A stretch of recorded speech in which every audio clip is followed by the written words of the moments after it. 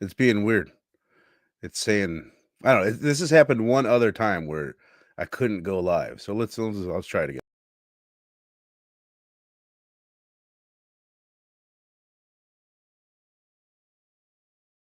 Yeah, I love to talk, film, discuss, to critique.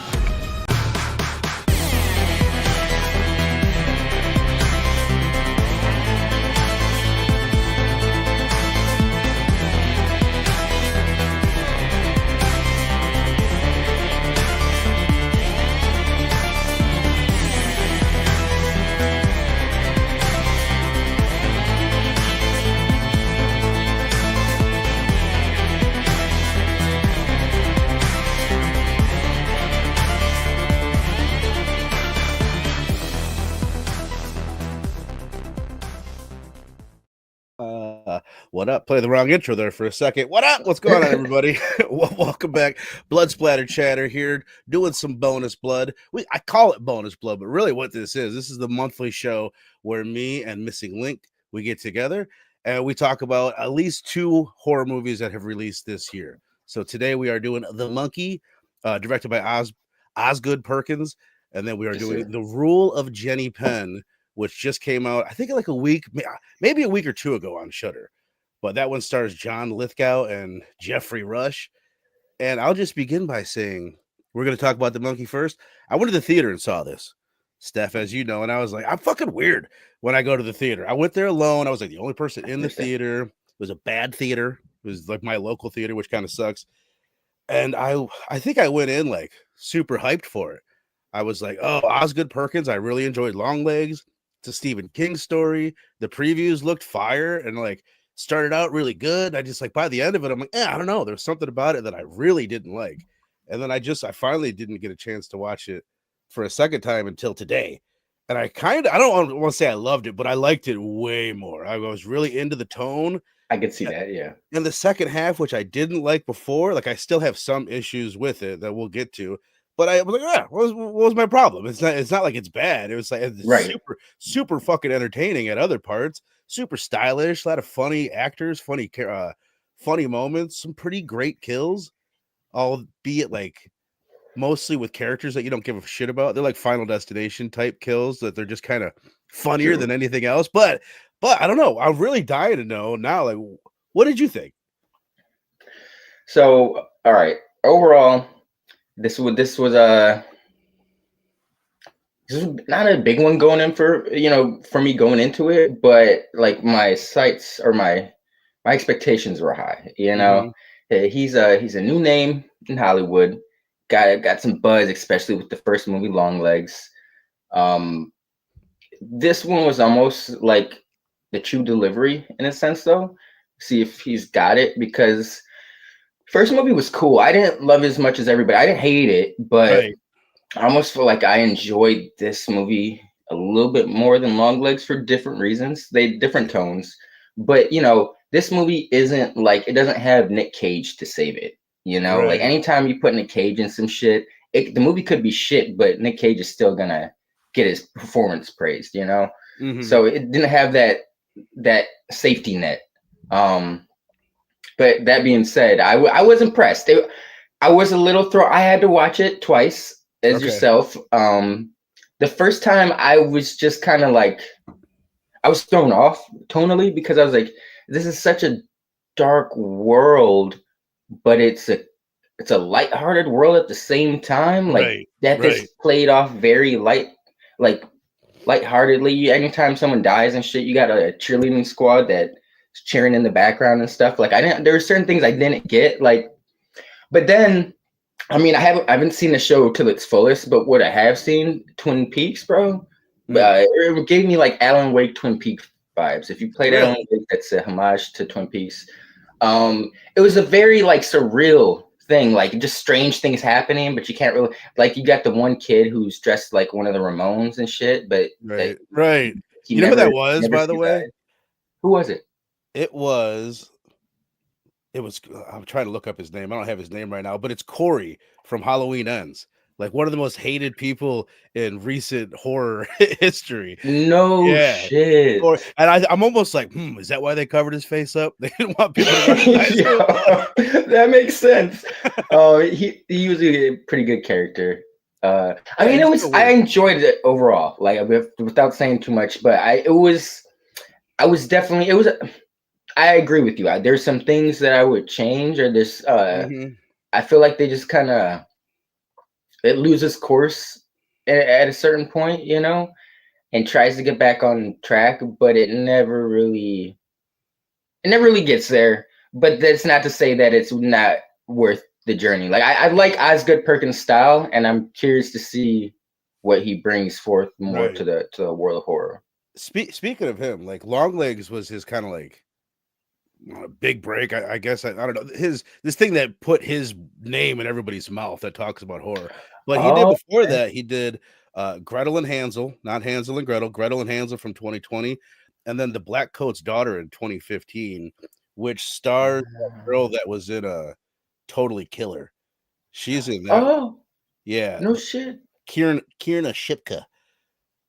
But which is why probably she showed up in Longlegs, because if you remember, she had that small role in Longlegs too. But Okay, so a couple little fun facts, little thing I meant to say up front, which I always do and then forget to do it.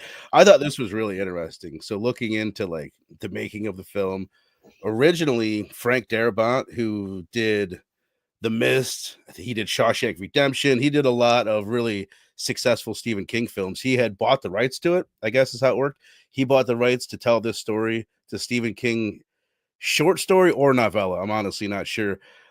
But he ended up not doing it for whatever reason. And then when Osgood Perkins read the script, like they were repitching it, trying to find a new director to do it. And he's like, this is cool, but it's really serious.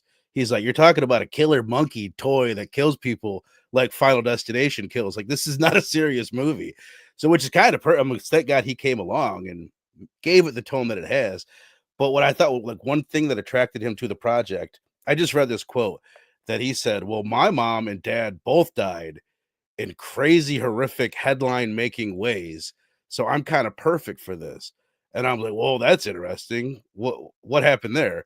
So I looked into it, and his dad, who was Anthony Perkins from Psycho, no. the Okay. lead guy in Psycho. So he's got horror roots, which, if you notice, like the first line in the movie is, I don't know if everybody's dad, something along the lines of like, I don't know if everyone's dad does some horrific thing that sets up their life, blah, blah, blah. Some like horrific things like, well, my dad definitely did. And it's like, okay, you're That's a clearly homage. talking, Okay. right? Oh, So, okay. See, that's layered. I like that. I didn't know that. so like I said, he raises my interest with this. Oh, both of my parents died in horrific headline making ways. So I look it up, and his dad, I'm like, how did he die? 1992, he died of AIDS. And I'm like, oh, okay, it's not okay. That was not what I was expecting. I Didn't was know that. thinking some more Yeah. Final Destination type shit. I'm like, how did his mom die then? If this is his quote, and I look it up, she was on Flight 11 that hit Tower 2 of the World fucking Trade Center. How crazy is that? You know what I mean? It's like, yeah, okay. Could you imagine? I mean, not to get too dark and too serious, and I shouldn't be laughing about it, but like, holy hell, like, no wonder this. No, yeah, that's Jesus. There's a lot of heavy energy from both instances. Right. And I don't know You why know, I have to be over here like giggly about it, but it's no, just I amazing. Oh mean, my god, like the he movie, you talks kind of about have it to. lightly. No, it's like like Osgood Perkins did in the movie, bro. You kind of have to approach dark stuff with laughter. Sometimes you have to laugh it off, because the shit Right. it's too crazy sometimes.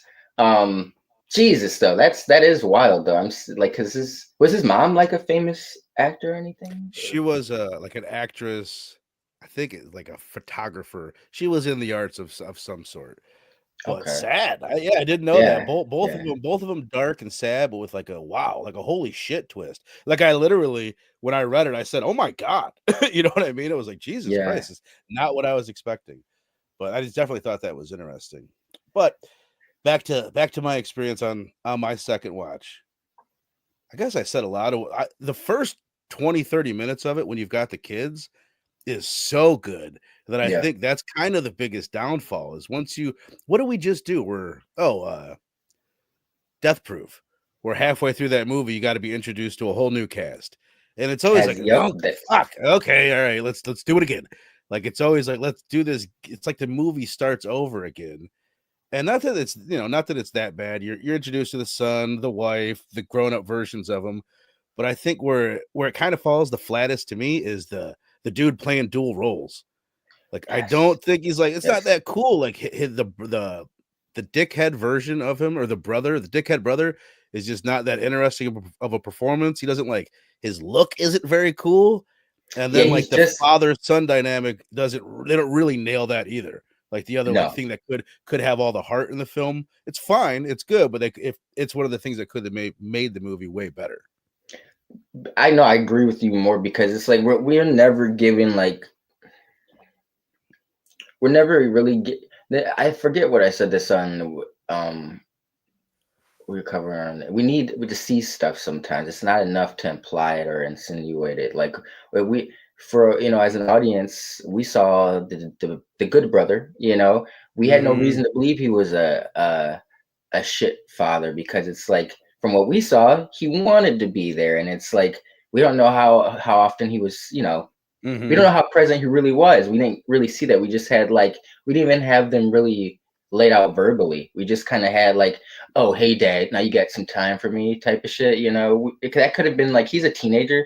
That could have been like happened in the last month or a couple weeks. And right. Teenagers are dramatic.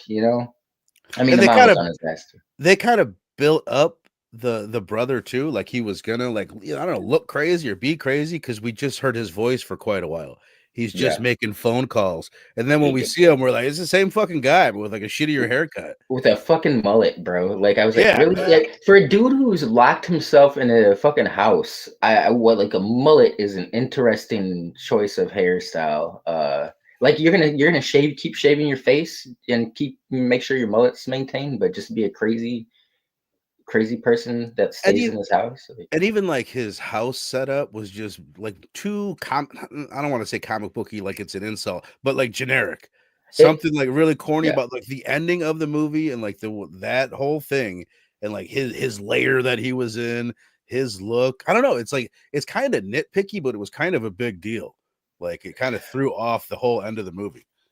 Now, because of how playful the tone was, like it is like reminded me of like something like Idle Hands, but I think Idle Hands kind of nailed their tone, the comedy and darker aspects better. Love that movie, by the way. But this one, because it's so haha, like they take everything as a joke. I almost felt like, even though I did get like supervillain layers, but I almost feel like that was intentional, because he is the bad guy lurking in the background. He sent out the one dude to do his hench work, and I don't know. Even with the brothers' relationship, we didn't really have like, I can't really remember, but I feel like that when we find out his grievance, it's kind of like, really, like that you never tried to talk to him about or anything. Right. You just held that killed his mom. Years, and yeah, he's like, mom, that's my mom too. He's like, oh, fuck, I never thought of it like that. Like, what do you mean? What's up, bro? Christina? Appreciate it. No, at the end, he's like, I'm sorry you lost your mom. He's like, I did. He's like, I know how that feels. I'm saying the thing like, your mom. You're like, isn't it like our mom? Like like it was just the phrase of terms was a little strange. It was weird. I did like the main actor, but I don't like it. Like you said, I don't think he was. Maybe the dickhead brother was intentional, but I don't like how he was like him being the good brother. I enjoyed him quite a bit, the main character. But as the dickhead brother, I don't know. There was something he maybe he was supposed to be a douchebag, but he was given heavy like douche energy. Didn't really care much for the son either. He kind of sucked ass. I thought so too. I think the casting is kind of the thing that maybe hurt the movie the most, like more out of anything. Because I agree with you. What's his name? Theo James. So I know he's a fairly popular fellow. He's in a lot of stuff. Did the Divergent series and some other stuff. And I think he's done some TV. But he's really good as the good guy, or not really good. He's serviceable and just fine as the good guy. And then as the other guy, you said it, like a super villainy.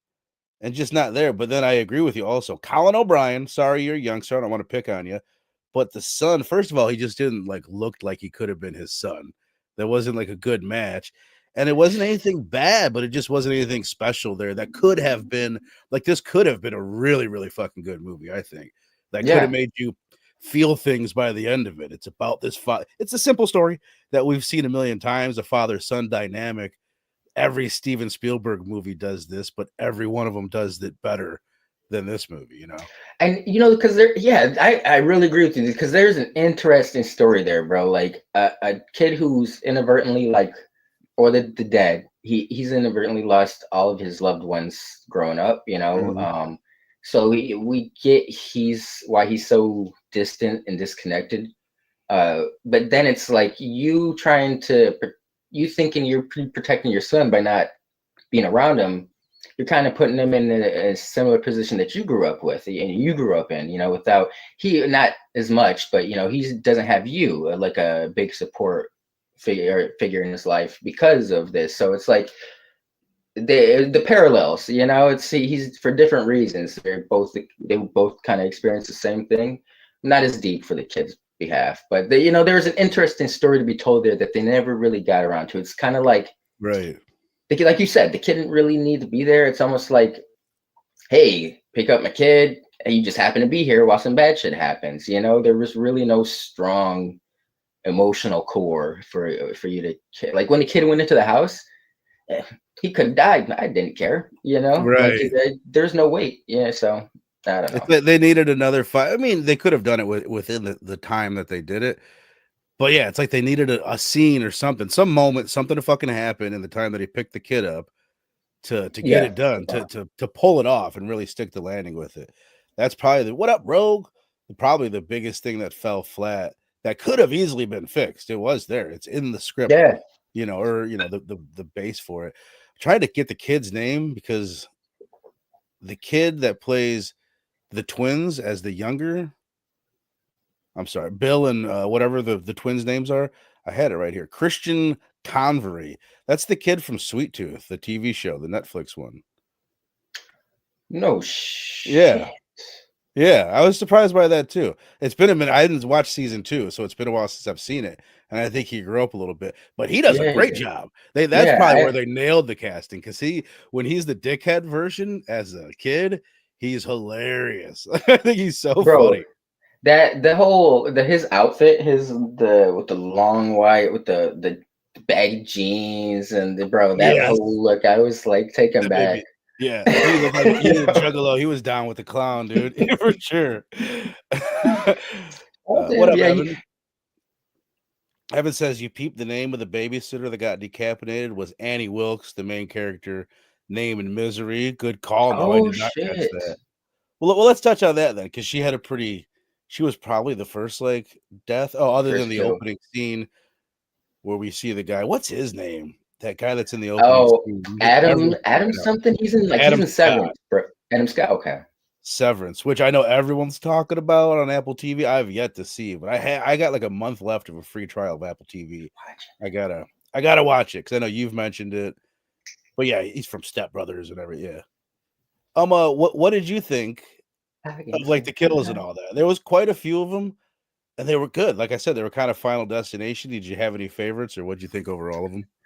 Yeah, that's one thing this film didn't struggle at was the kills, bro. Every kill was entertaining, no matter how small, minor, minute, whatever. Even I really did enjoy the first scene, man. Mm-hmm. Just the whole setup, and and how he gets the spoilers. The dad, Adam Scott, plays the dad of the main character. And he's trying to get rid of the monkey, pawn this monkey off to a pawn shop owner late at night. And he's like, nah. He's like, you can tell his anxiety is on 10, He'd been through some shit. Shop. Yeah, he's been through some shit.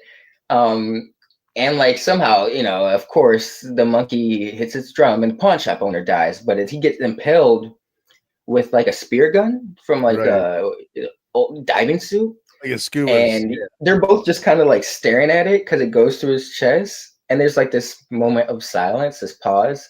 Then all of a sudden the spear gun, what pulls back in, repels back in, and like his intestines, bro. His intestines are just like strung along, and it's so just funny. like this. It was so fucked up, but funny at the same time, and I think the movie excels in that. But that was one of my favorites, man. That It was really a did stand out. perfect tone setter. It's like Yeah, this is what you're getting in this movie, and I would say they pretty much did carry that. That's probably his strength as a director, from what I've seen, yeah. just from Longlegs and this. This is tone, and not necessarily the same tone either. Longlegs couldn't feel more different than this, right? Yeah, that was Seven I style. liked the ant. Well, first of all, actually, I liked Osgood Perkins' death. Uncle Chip, played by Osgood Perkins. That's the director Oh, yo, that plays Uncle the Chip. First of all, him sitting there like, I just want to let you know, you and your aunt and I, we never wanted kids. We're gonna do our very best, but our best is probably gonna be pretty bad. It's like it's gonna his be delivery is pretty bad. hilarious. But then Yeah, they just that was cut to one of him the best being lines. dead.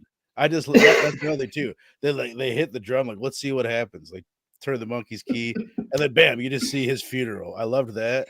But then the aunt too, when she lights her fucking hair on fire, goes running outside and puts her face through the house for sale sign, was classic, super classic. Bro, that was fuck. She got it pretty bad. Ramon's kid got it pretty bad, even though visually it wasn't as fucked up, but it was fucked up. But yeah, bro, she gets the hooks. She's like cutting the hooks out of her face, Oh and then yeah, I she's forgot about that. set on fire, then impaled. Like, Trying to think man, what else is there. There's the babysitter that gets her head cut off. There's like all these montages where you're getting a bunch of people dying real quickly, which is fun. The cobra on the golf course and shit like that. The girl at the girl at the swimming hotel that pool. dives in the swimming pool. It's electrified. Wait. I love that. That was Yeah. great. Was that a leg? I think that was a leg. Dun, dun, dun, dun. Trying to look at what else I have here. The cast was very solid. Other than the complaints that we had, but just like there was a lot of talent in the cast. The mom, I didn't realize. I had to look it up afterwards. Like, oh, that's She-Hulk. She was fantastic and really funny. Oh shit, yo, yeah. Oh Tatiana man, Malsani. Yeah, you didn't recognize that her as She-Hulk? she looked familiar, but I could not put my finger on it. Shout out to her. Right. That was a fucked up scene. So, okay, I was confused. Okay, let me ask you something about her death in particular. Uh, Mhm. we hear like I think we see like two different versions of it play out. Like Yeah. initially, we just kind of see the pop and she drops, and then I think we that's see real. like I think that's what really happened.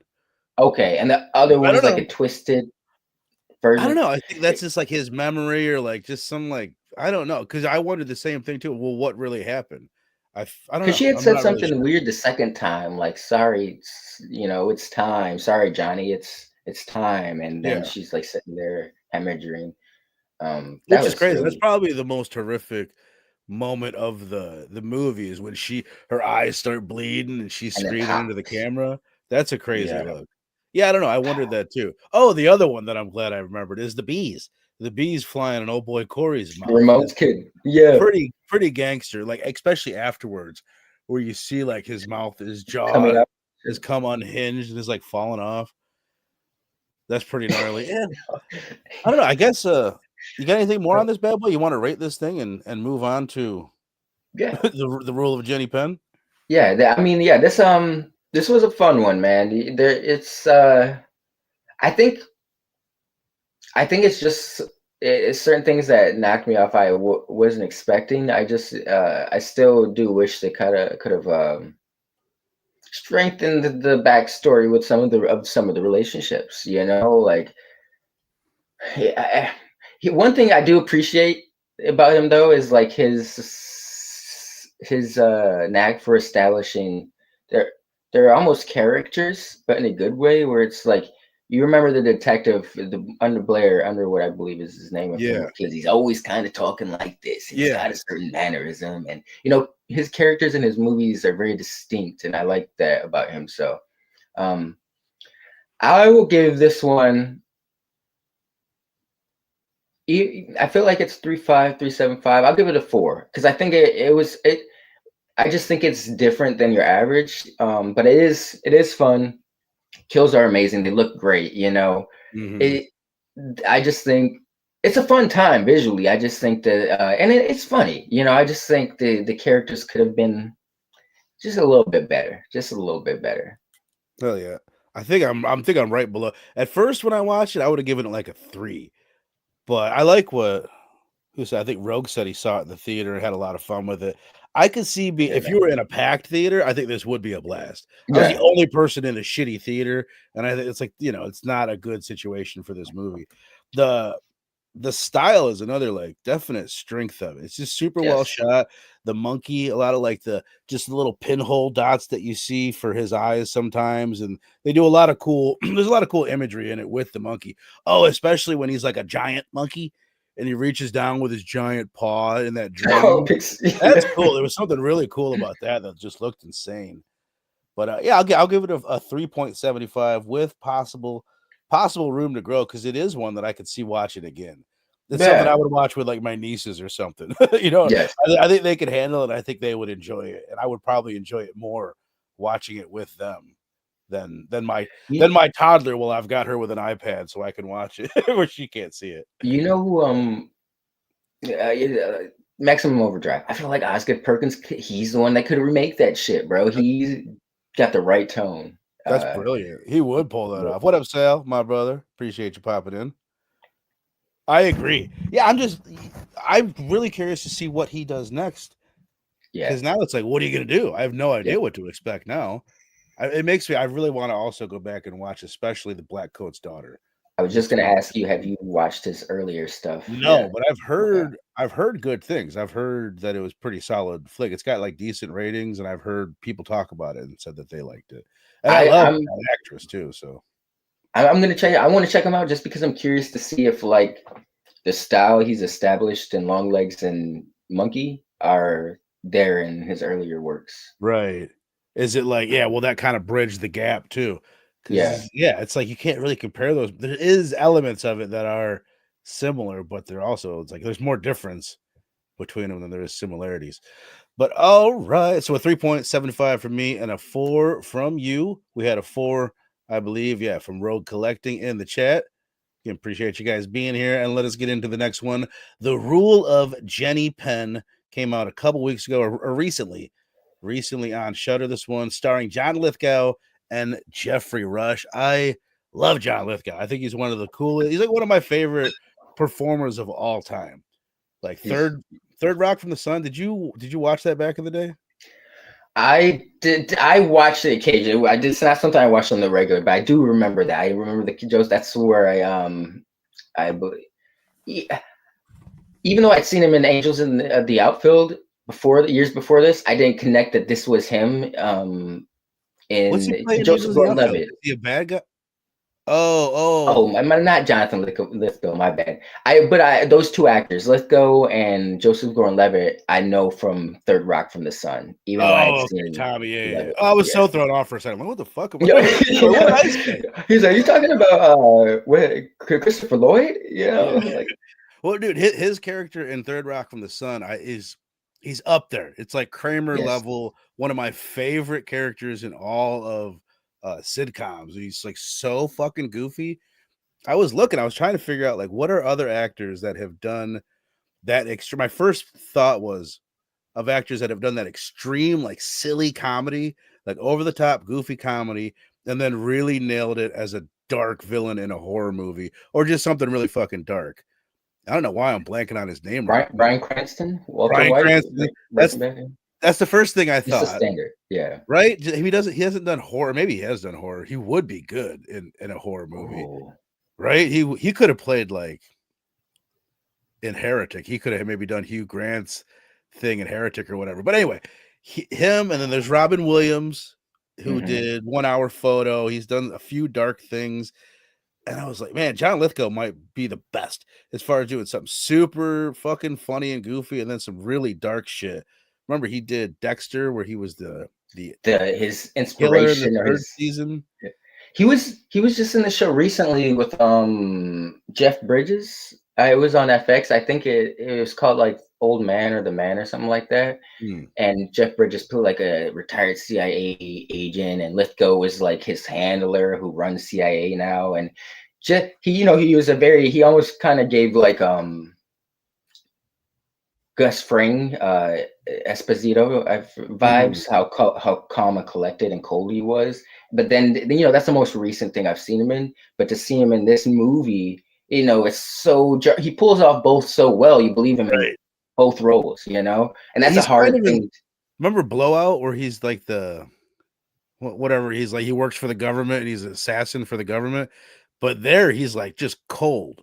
It's like so different from this. It's so different from Harry. It's like in the middle where he's just like this, like you can believe him in almost any role, and it's was really Blowout the one where he got old girl at the end? Yeah. Where that?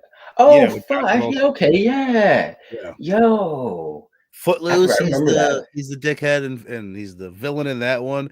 It's I don't know, he's a really impressive guy that I don't feel like he hasn't had enough big roles where he's like the lead in it to where people think of him as like this great actor, but I think of him as a great actor. Are you familiar with Geoffrey Rush much? I know he's in Pirates of the Caribbean. He's got an Academy Award, he's got a Tony, he's got an Emmy. He's a super respected actor, but he's not done a lot that he's one of those. I feel like he's one of those actors that you definitely seen him in some shit before, but you can't really piece what. Like I do know he was in I love Mystery Men, and he was like the main bad guy in that Casanova Frankenstein. Man, Mystery Men is so underrated. But I know I've seen him in other things besides, but those two only come to mind: Mystery Men and Pirates of the Caribbean. Of course, he played fucking pirate. Right. I'm not that familiar with it. It's been a while since I've seen those movies, but when I saw the picture of him, I'm like, oh yeah, I remember him. He's in a bunch of them. He's in The King's Speech, The Best Offer, Shine, Elizabeth, Quills, Mystery Men, as you mentioned, Gods of Egypt, a lot. Finding Nemo. That's what I was wondering. Like, who is he in Finding Nemo? That's kind of what jumped off me the most. But I will say for the film, to get into it again, The Rule of Jenny Penn, out right now on Shudder. I had heard, I feel like I was hearing buzz about it, or maybe I was just seeing a lot of advertisement. Either way, it had caught my attention. I was curious to see it, especially because I love John Lithgow, but I was also a little bit trepidatious. You good? No, yeah. Sorry. Oh, I thought you were. I'm like, can you hear me? Can you hear me? Yeah. I'm a little trepidatious because it's like it takes place in an old folks' home. So the premise basically is, for people that haven't seen the movie, you've got Geoffrey Rush. He's this judge experiencing like the beginning stages of Alzheimer's, maybe, or dementia or whatever. He goes into this joint, and John Lithgow basically he plays a bully. He's just this bully. Yeah. That we find out through the course of the movie that he's always been at this nursing home.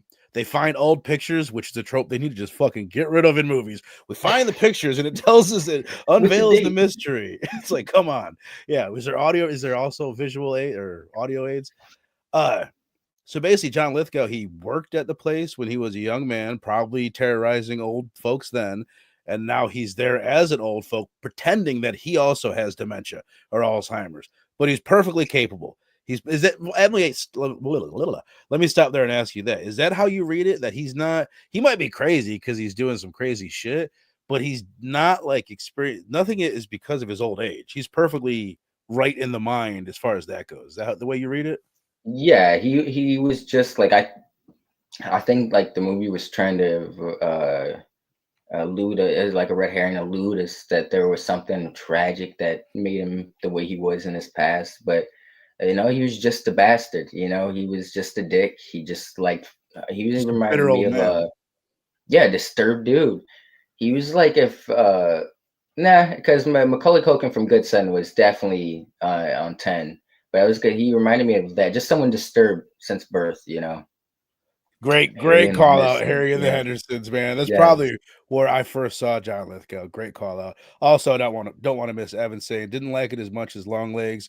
Talking about the last movie we just talked about. If you're just joining, The Monkey, 3.5 for Evan.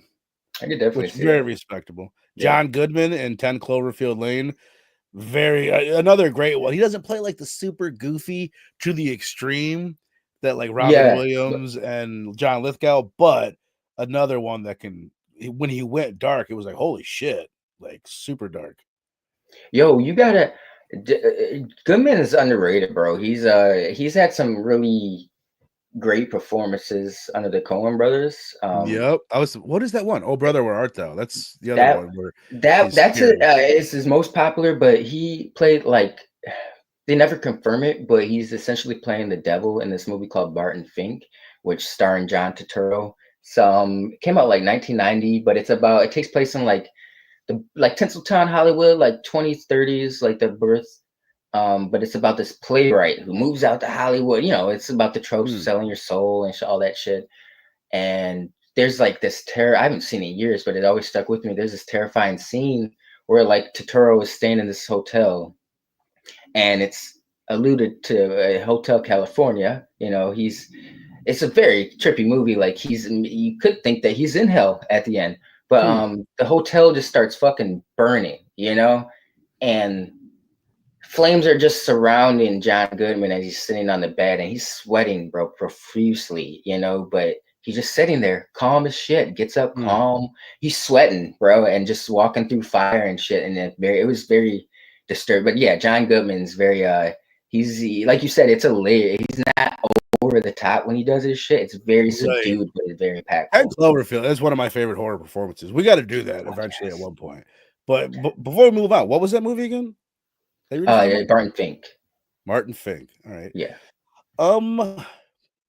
I feel like, were you still in the middle of your overall thoughts? I feel like I may have cut you off there. Yeah. This was an interesting one, man. I did enjoy it. I didn't know what to expect though. But I think this is if anything, something to enjoy. These two fantastic older actors, both giving great performances. Shout out to the judge though, that threw me off as well, because when I think they had said his name earlier in the movie, but it wasn't until Lithgow was like, Stefan. I was like, oh, what? Yeah. What's his name? Stefan? I was like, Jesus Christ, is that how my name sounds? I've never seen, and I turn on the subtitles, so it was spelt the way I spell my name. I've never seen that, and I'm not used to seeing that. Like usually it's like spelled a different way or pronounced a different way. So the fact that it was like spelt and pronounced my way, I was like, right on, man, right on. You get more brownie points for me for that. I always find it funny, like, isn't it weird how like you can hear your own name? Like there's a basketball player named Donovan Mitchell, and I've said his name, I've heard his name a bunch of times. My last name is Donovan. And it's like took me a long time to be like, oh, that's my name, because you know what I mean. Your names are weird. It's like, no, that's me. That's not like a word. That's me. So you don't even like. I don't know. It's weird that it takes me a long time. Like I'll meet people named Shane. I will do the same thing. I think a Verno would stick out to me though. I would be like, whoa, is it Verno? Yeah. Where is that from? I dig it, but Stand by Me. Stand by Me, yeah. But no, when I hear, for instance, like my chat spoilers, my last name is Link. It's such a basic last name. We spice it up because instead of an I, it's a Y. But it's like when I think about my last name, I was like, it's Link, bro. It's Link. Just some basic. I think it's somebody cool, a Link. But I mean, that's what people say. But when I look at my name, I'm like, okay, it's Stefan Link. It does. I don't think of just Link, but when I really like dissect it, I'm like, my last name is Link. So fucking simple, and it's cool. I've learned to grown to love it, but no, I get that whole. There's a weird, and then the whole Steph Curry thing, like when Steph Curry started getting big, everyone, even though I don't mind it, everyone started calling me Steph, and I was like, why is everyone calling me Steph now? Like because I would introduce myself as Stephen. But Steph Curry was big, so everyone just shortened it to Steph, and I was like, "Oh, yeah, all right with it." That's hilarious. My bad. No, you're good. No, go ahead. No, This is an interesting film. It's not really a cat and mouse game, but it's just like this dude is trying to stop this dude from terrorizing people. He's just like you said earlier. He's a fucking huge bully, like just doing the most heinous shit. Do you wish that it would have went a little further? Like I wish he would have killed a patient. I mean, I guess that the old woman does die, but he just lets her out. She happens to die. Like, I'm going through like, what did he do?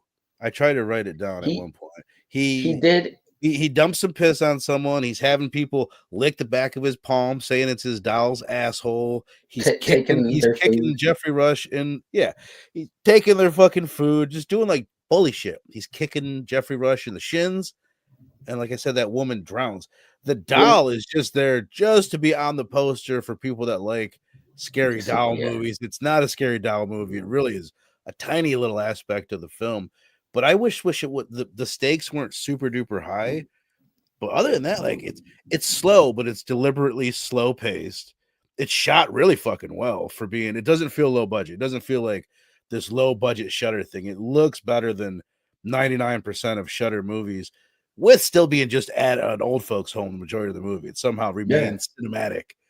But as you said, the acting is really good. It looks really good. The pace is decent. It's just like not quite enough, but it's solid. And it's also a shitty pairing with the monkey. The monkey and the role of Jenny Penn, not for the same crowds at all, but it just, it is what it is. It worked. I was gonna say he did. There was an old dude that fell, and when he walked in on him, and the dude was like couldn't get up, and he's like reaching, and he just kind of closed the door on him. And in a situation like that, that's like life or death, because the dude could have broken so many bones. Yeah, and he was just kind of like, fuck him. What? I had a question.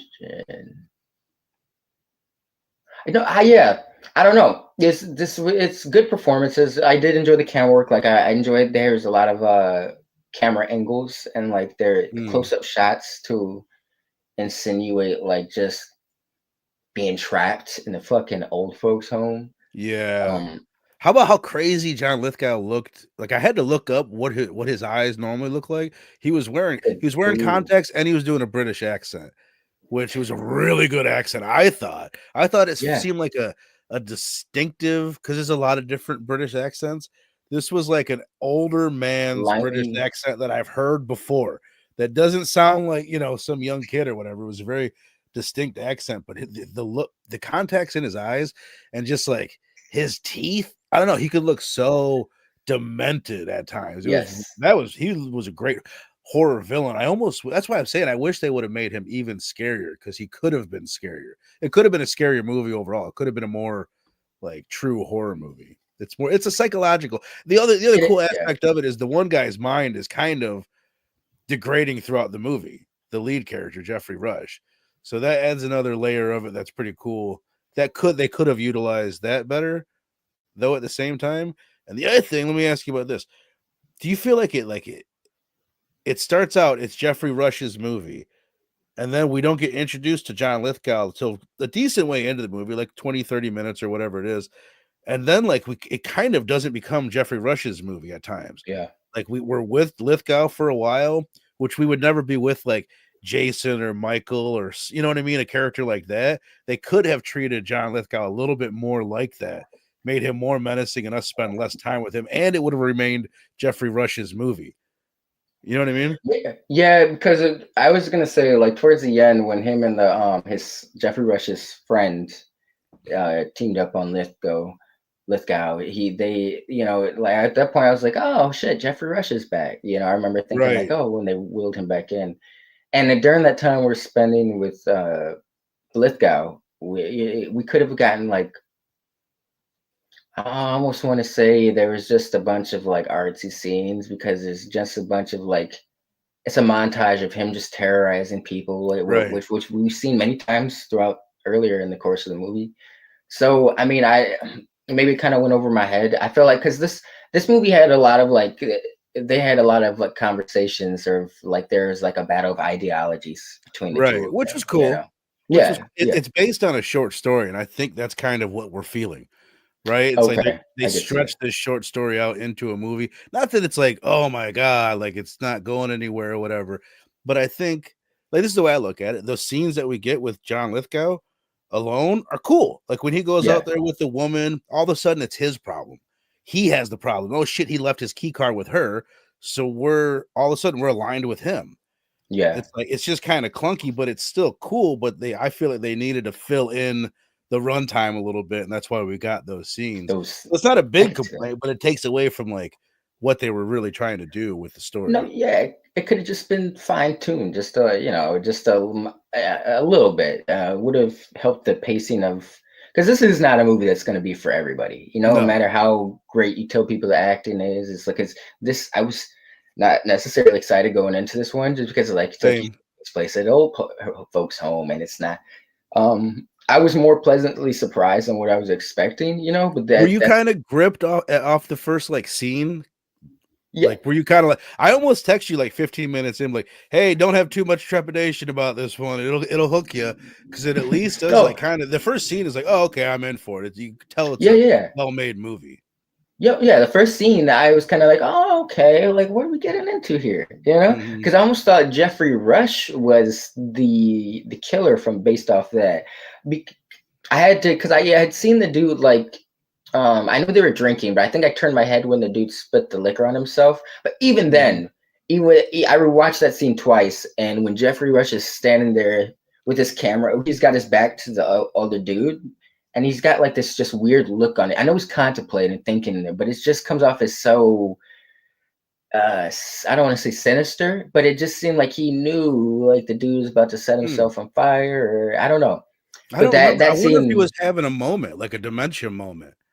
You know what I mean? Like, because he has yeah, those little like blips throughout the movie, which is cool. They do some cool editing with that. Remember yeah. how he's sitting there watching a movie with a bunch of people, then it's like, and he wakes up and it's just him by himself. Which is I another, love that's part of the horror, is like, I don't want to fucking get old and end up with this not Ben being able Stiller to. like character in a nursing home. You know what I mean? Which is John Lithgow is basically playing old man Ben Stiller from Happy Gilmore. You know what I mean? He's that guy. He is. Or it was a fucked up scene when Jeffrey Rush is just kind of sitting there at the dinner table, and some dude is sitting there across from him, like talking to him, but Jeffrey Rush is tuning him out. Like you don't have any audio going on. You just see the dude like, and like Wah, wah. yeah, Lithgow gets rolled in, and like the old dude's pointing at him, like complaining, and Jeffrey Rush looks down for a second, and then he kind of looks up, and Lithgow has replaced the dude that was sitting in front of him. Like and they've insinuated that Lithgow just pushed the dude out the way and started eating his Right. food, and I was like, wow, bro, that, I because remember. Jeffrey Rush is, he's looking around like, where the fuck did the dude go? Like, he was just sitting here talking to me, and but yeah, great. Those were some cool editing. There's two scenes that you just reminded me of. One is like when he's pushing him, he's getting pushed in the wheelchair. Then he's like, "Oh, you went past my room." And then like he's already had a lot of problems with Lithgow at this point. And then he looks up and Lithgow, he's never looked more demented. He's looking at him all crazy and he sees that that's who's pushing him. He's like, "Oh shit." The other thing it made me Going through the think of door. is, and I read through on Wikipedia sometimes, as you know, sometimes, especially if I only have a chance to watch a movie once, I'll read through the plot synopsis. The Right. way that they Yeah. said this scene is not the way I read it. They said he tried to kill himself in the bathtub. That Geoffrey Rush, the nurse steps out for a minute and he tries to drown himself in the bathtub. I read it as he didn't realize how old and fragile he was. And he's like, Yeah. I'll be fine. I'll be able to lift myself back up, and couldn't lift himself back up. That was, Yeah. first of all, did you read it that way? And second of all, that was the most like anxiety inducing scene in the movie. Just like thinking about Yes. this old guy drowning in the bathtub. Terrifying, bro. To know like that's a shit situation to like know you're within reach of being saved. So you're so close, but Inches. you're so Yeah. yes. A fucking straw away from being sick. We'll make it the life or death, bro. That's yeah. But no, I read it how you said it. I took it as because he had just made the comment. Like it's almost like they went out of their way to set that scene up because he's like, Right. I'm much stronger than I look, you know. Right. That's yeah. That in that accent, but yeah, no. Close And then enough. he like Close enough. but that's how I tell you. Like he couldn't. He was a character was struggling with his illness, couldn't really accept it, and that was kind of like a way of reinforcing how and not only age but his illness was kind of Mhm. taking over his body. So yeah, I didn't read it as like a Yeah, I self-deluded think they'll let scene. anybody write anything on Wikipedia these days, especially in a movie like this that like you, me, and four other people that have Shudder saw. Basically. The other thing I was thinking about, because it really does like it it does a good job of like the horrors of aging. Like there's a lot of movies that have dealt with that recently. X, X, you've got Yes. that the horrors of aging. You've got a movie that was like a European movie that came out. It was on Netflix. It probably still is in like 2022 called, I think it was just called Old People. And it was crazy. We should check that out one time. It's got like all these old people going around like ripping people apart. They're almost like old zombies in a way. And it's brutal. Oh, It's a okay. crazy movie. There's All right. Old from M. Night Shyamalan, Mm-hmm. where they're on the beach, and then there's The Visit, where also from M. Night Shyamalan, who clearly has some Oh, issues with aging. And it's like, I yo. get it. And there's probably a bunch that I'm not thinking of. It's the scariest thing, that it's the most realistic, scariest shit that we're all gonna maybe hopefully, best case Yeah. scenario we have to go through is that we Yeah, die bro. old or get old. No, yeah, I think some handle it with grace a little bit more than others, but Mm-hmm. I'll be the first to say, like, um, it's hard for me to even talk about it loud. When I started going salt and pepper, bro, I was like, "Are you fucking serious?" Like, I was in. I feel like it's managing well, but coming in well. But I'm 36, but I was like 31 going on 32 when I was like, what the fuck, bro? Like, how do I have gray hairs already? This is a few life events like the pandemic and my kid kind of You being got around at dark the same hair. time. Dark hair goes. Oh, It most stands of my out. buddies that have black hair have salt and pepper. I'm 41 though. I'm a little bit older than, but most of them have been salt and pepper for quite a while. But I will always say this: I love it. I'm always jealous as a blonde. I got fucking brown hair, blondish, brownish beard. It, Like I would it go. I think looks salt and well. pepper's a cool look. I really do. Big fan. Sorry, my You Siri going? yeah, god damn it, I didn't even. Sorry, but no, what was I gonna say about gray hair? No, for me, bro, for the longest time, I was like, I was still 30 getting carded for shit. Like, and I was like, are Same, you serious same, now? bro. Are you serious? And Yeah, so when my salt and pepper started to come, and I was like, that's a good indicator. You can't card me anymore, bro. Those days right. are It's a done. wraps on It's that. like, That's funny. yeah. We were both in the But same you boat know, because I was. I bet I was also the type, like when I was 18 buying cigarettes. So like, yeah, right. Get the fuck out of here, kid. Like I looked like I was 11 years old when I was 18. Or that's what everyone said. Oh, you'll love it when you're older. Which I guess I that's did. true. Thank you, Sal, because that's another great point. The Front Room with Brandy, which I think was an A24 flick Oh from this year. yeah, I gotta check that out still. I've I heard remember the nothing trailer. but what'd you think, Sal? I've heard mostly bad things. Is that something that Link and I should cover? Definitely curious what you, especially, yeah, what you think of that. We'll wrap this bitch up, rate this thing in a few minutes, but I wanted to just something I was thinking about also about getting old and stuff. I say this all the time. Like if this is us, this is the future. John Lithgow is fucking around. If we are in a nursing home, you know what we'll be doing? We'll be like, shut the fuck up, get the fuck out, close the door. That's what it's gonna be. There's gonna be a PS12 in every room, and it's just gonna be a bunch of old men gaming. How cool is that? Like, how fucking Yeah, awesome is that? yo, that movie did have me thinking about like how like terrifying it is to like.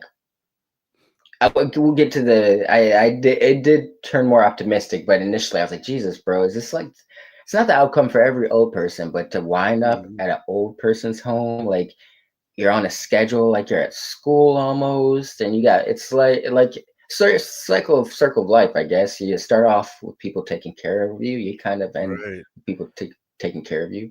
My But grandpa I was could, in his 90s, and we'd play games with him, like, which one's the circle? Match the square. It's right, like so weird. Like these are games I play with my toddler now, but they need something to keep them sharp. that, It's the yeah. circle. You've said it well. But I couldn't help but feel like, like, bro, if I was in an old person's home and like you guys took you too goddamn long to put hands on that man, I maybe wouldn't have gone as far as them. And Meek, I feel like they kind of jumped to 10 instead. It's like you could have just tried to beat his ass real quick, like you didn't have to put the nail in the coffin per se. Right. Um, but no, yeah, I would have been like, yo, bro, get out I'm locking the door or some shit. Or he had the fucking the key card, which is okay. The scene that just comes to mind. Remember Jeffrey Rush's friend, and he's like Mhm. Jeffrey Rush is trying the whole movie trying to get him to speak up, say something, yada yada. And finally, towards the end, he does that. that dance. I New forget what it's called. Zealand dance. Yes. Mhm. Yeah. And it was kind of funny, to be honest, because he's like Right. sitting there, and I'm kind of like, it's a good indicator for how much of a bitch you are, because it's like you could have done anything the whole fucking movie, and now that Geoffrey Rush is damn near broken to pieces, you want to try to like stand up and call out John Lithgow. Um, what did you think of that scene? I mean, I guess I'm right there with you. I didn't think what you thought, but you definitely have a good point. I'm just like, is that New Zealand? What is that? Is that thing that they do in New Zealand? And then they went into his room right after that, and there's a New Zealand They flag. showed it. Okay. I'm like, it is. That's fucking spot on. Though I've seen videos of like people will come home from the military and you'll have their family there at the airport doing that. And I always think like that's so cool. I mean, it is. Don't get me wrong. It's also like that's fucking weird. Like it stands out as being strange, but it's also like that seems like a very cool thing. There's like this unity. Oh yeah, They'll be in their version of like the Senate, and they'll be arguing about something. Oh god damn it! And they'll get up and start fucking dancing at each other. I don't know. It's like such a. It's like the ultimate unique kind thing. of like respect. It was only funny. Not the dance was funny, but the fact that old dude was, he couldn't do it, and like he was hurting Right. himself trying to do that dance, and I was like, "You shit, sit your ass back down," because that's what you've been doing the whole movie, is sitting there, bro. But no, not I find the dance fascinating. Right. That is the act of it, like there's some in a certain settings you'll be drawing attention to yourself, and it's so it's an intentional thing. So the fact that you draw attention to yourself to honor somebody, to show how much respect and love you have for them, very like fascinating, honorable acts in itself. Right. Right. I think here in America, we look at that as like it's almost like an embarrassing thing to do. Yeah. That's why I'm always like we are like that in so many ways. Like Yeah. especially white Americans, like embarrassed to like, White ooh, you know what I mean? White America, or to wear American pants, white America. I don't know why that popped in my head. I'm all right. So I think we done did it, man. I think we done did it. I hit everything that I wanted to hit on this bad boy. I think the dial, like we said, it was what it was. I don't know if it added anything. I like when it changed his facial expression. Yeah, we needed more. We needed there to be some reason. Oh, this was the dial of my kid, and that's why I am the way that I am, because she did this, blah blah blah. Which sounds tropey as hell, but I'm not the writer. They could have wrote something better than that. But all right, I'll go ahead and go first. I'm always putting you on the spot. I'm gonna go, and this is a tough one because I do think they did a lot of things really good. It's just a taste thing. That I'll go with a 3.25. I think it could be up to a 3.75 or something like that. But it's just like the things that we said that are wrong with it. There's not enough there to be like, dude, you got to check out this movie. It's actually really good. Like I would say that to almost nobody. So that's why I can't give it more than that. But it is good. But I'm glad I watched it. Maybe like my grandpa or like an old person would enjoy it more. But that's where I'm at 3.25. That was well said, because I'm right there with you. It was a little below. I'll go with the solid 3. I can respect the 3.25 though, because they do have great performances. But like you said, it's hard. It's hard for me to justify like recommending this to anybody, even based on the performances. Like I feel like if you're a fan of these actors and you just or check it out. If Geoffrey Rush is your uncle, you're gonna want to see it. You're gonna want to see it. Stafford, Judge Stafford. But yeah, this is it's better than your average standard camera work from acting on a shutter, but it's nothing exciting. This is right. It's almost like we covered this movie recently, over at Robbie's, The Lighthouse. Where it's almost, I don't want to say this is Oscar bait, because it's certainly not Oscar bait, but this is just, these guys are trying to show off those acting chops. Fuck the story. They were just trying to show you how deep these guys can go, which does make it watchable. It's very watchable. It is watchable, not recommendable, but fucking watchable. But fucking, oh my goodness, we went off the rails here. All right, so I have, what, I still haven't come. You know what? Next week. I don't know who's here in the chat, but you can help me decide right now. Let's decide what we're gonna watch Thursday. So this is what I have set up. Ooh, dude, where is it? Where is it? I got a handful of movies. We could do. This is gonna be a sloppy fucking way to do this. We could it might be better if we talk about this afterwards, but whatever. I'll throw it out to you right now. There's The Substance. We did that together, right? Yeah. The Substance. The director of that, Coralie Fargate or something like that. She did a 2017 Shudder original called Revenge. That it's a French movie, supposed to be badass. So there's that. There's Revenge from her. I don't know. It's like a rape revenge thing. It's got good reviews. Supposed to be really, really good. So there's that. There's another. We could do that, or we could do Night of the Living Dead. 1990 was just dropped on Shudder, directed by Tom Savini. It's a zombie thing. Night of the Living Dead, and then I'll give you two other options. You can just pick. You can just fucking pick. There's Kill List. Have you seen Kill List from like 2011? I think it's a British thing. I don't really know much about it. I've purposefully not looked into it. I hear it mentioned a lot. It's like a. Hold on. I'll go ahead and give you that. Because it's that era used to. I was saying damn near everything or a lot of shit. Right. It is British. So that might. Kill List is a 2011 British psychological horror crime film directed by Ben Wheatley.